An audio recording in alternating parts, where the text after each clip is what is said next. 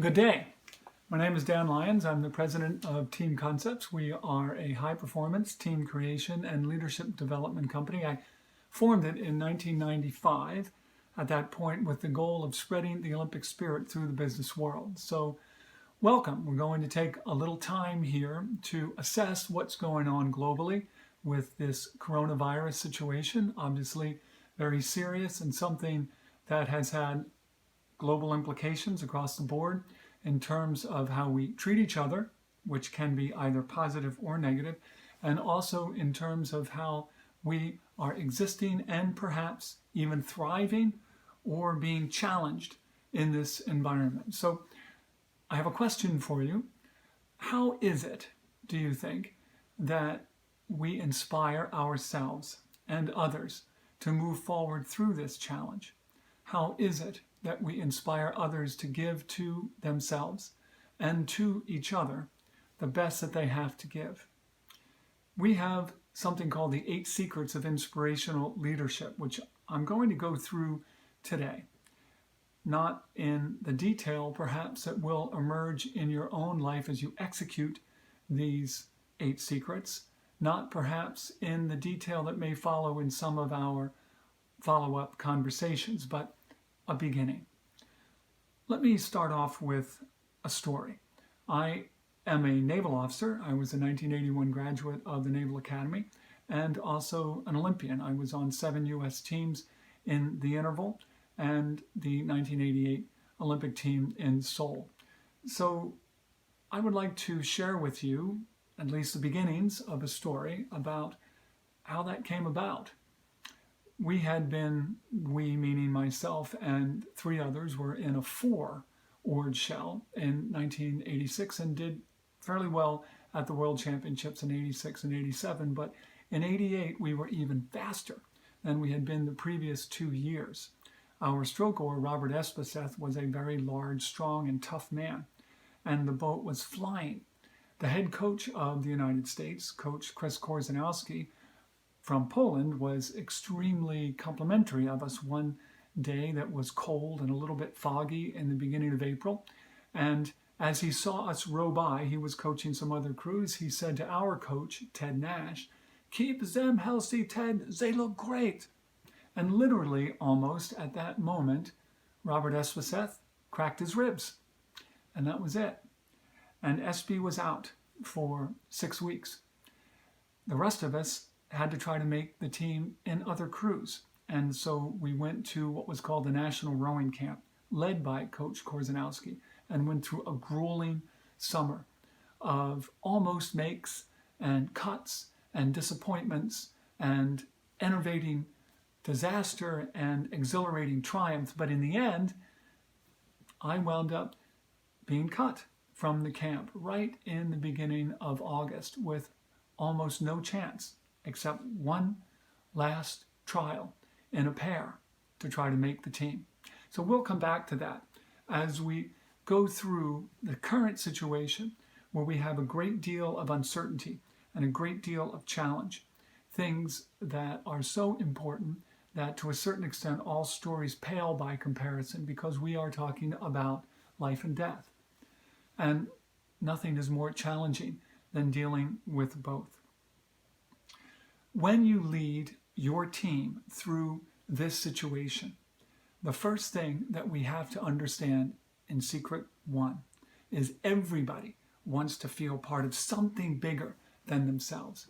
And that's exactly what we're facing right now. Everybody is remote, operating virtually in an environment where the ties that bind them together and you to them are ephemeral, they're tenuous.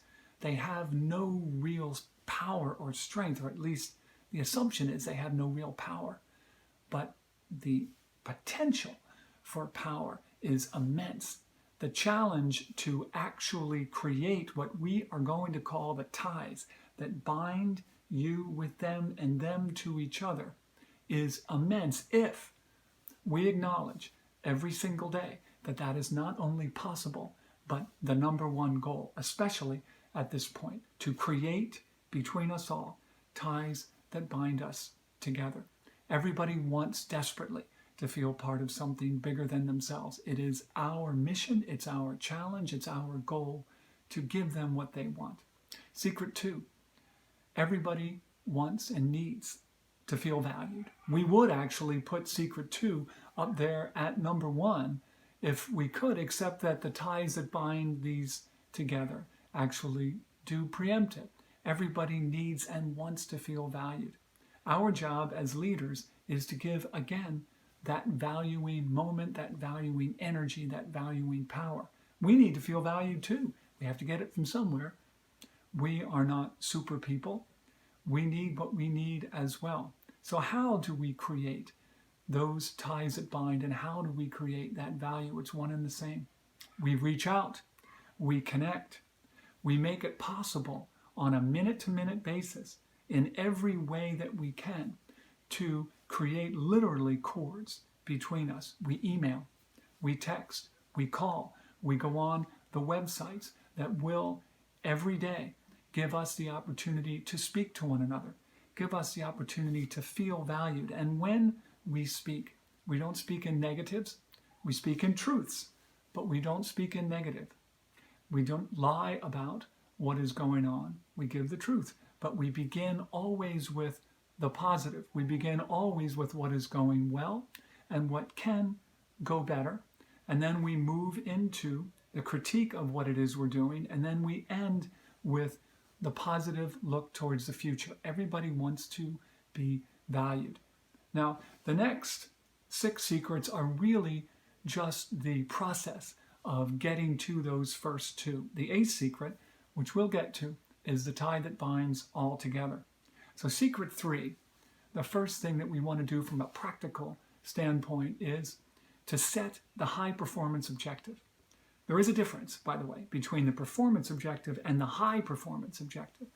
The performance objective is very clear to most of us on a daily basis. It's step 1, step 2, step 3 of practically how to get where we want. The high performance objective is the best that we can do.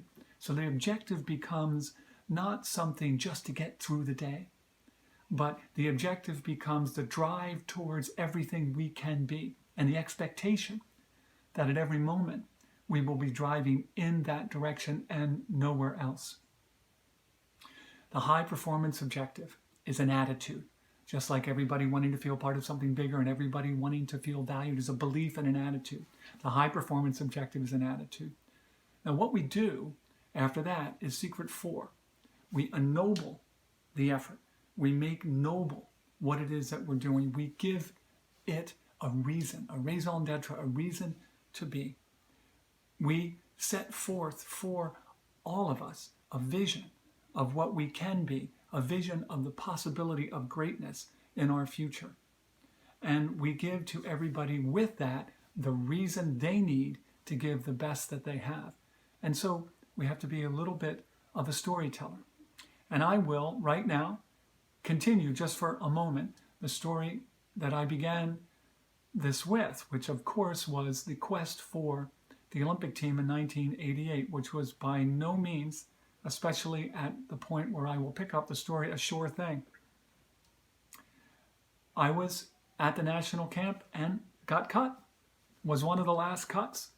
And we had the opportunity to go forward for one more try, as I said, in the pair.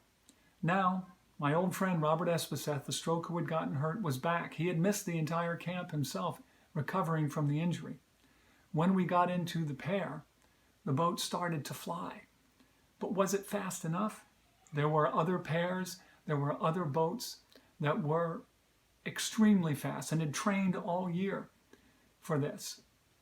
As we came up to the trial, we were having some difficulty not only with our boat, but with our coaching situation. The coach had divided his attention, and everything in a high performance effort, especially at the Olympic level, is key to complete focus on alignment. Every single moment of the stroke all the way through must be aligned with every single motion that the other people in the boat are doing. You may be doing it different ways, but you must align together so that those ties that bind are filled with power and filled with energy. If they are not aligned, then the energy spews off in every different direction and you go slow. And that, of course, had been our challenge right from the beginning. As we approached the trial, it looked like we hadn't quite mastered what we needed to master. And every indication was that we were not only not the fastest, but perhaps a third or fourth. We had to just make the final just to get through. So this leads us actually to Secret 5, which is empower the individual. Empower everyone on the team, including yourself, to be the best that they can be by giving them the tools that they need in order to be great. So we guide. We don't direct with such ironclad force that we take away all choice. We guide people by giving them what it is they need to be great. They will take that if they have been ennobled, if there is a reason for them to move forward with power. And that leads to Secret 6. Only when people are empowered, only when they are ennobled, will they take personal responsibility for the outcome.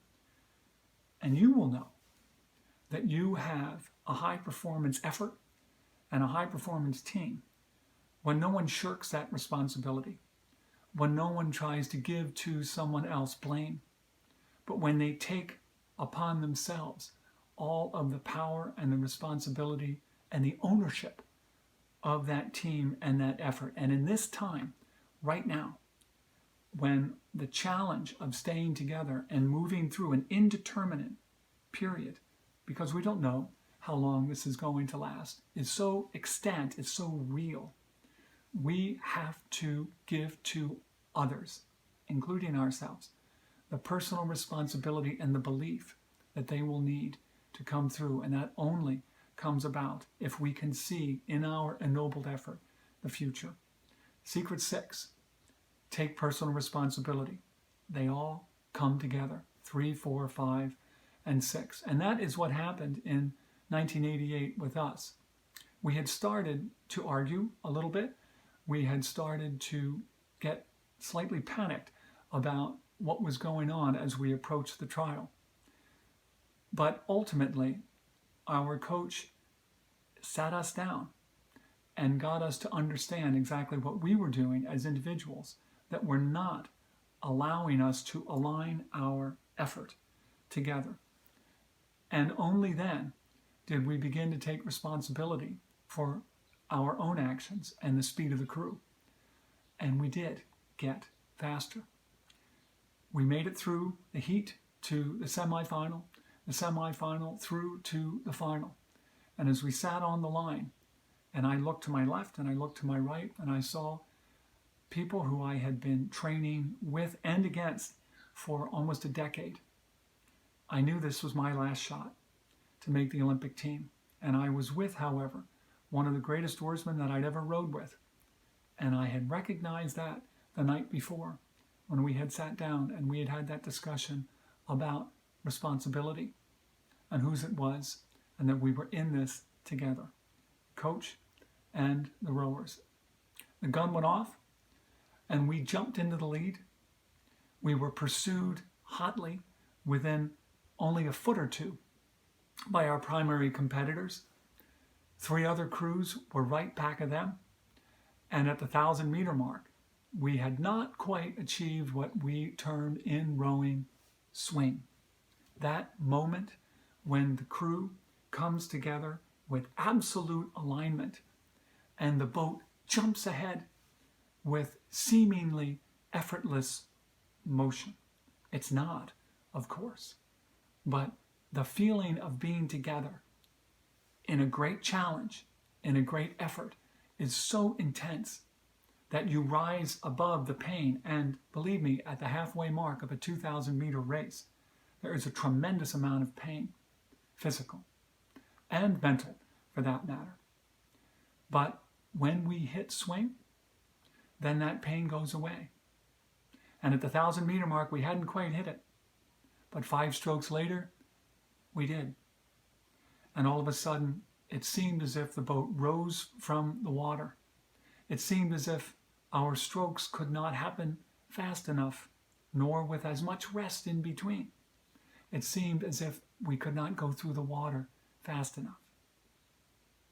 Which actually leads to our secret 7. The first 6, setting up for 7 and 8, celebrate the journey, is secret 7.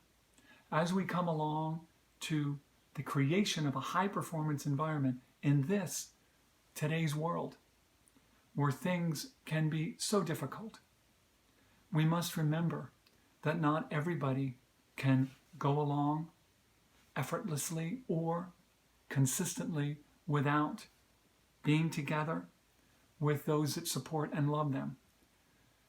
If we are to lead ourselves and others, then we must remember to celebrate the journey every day.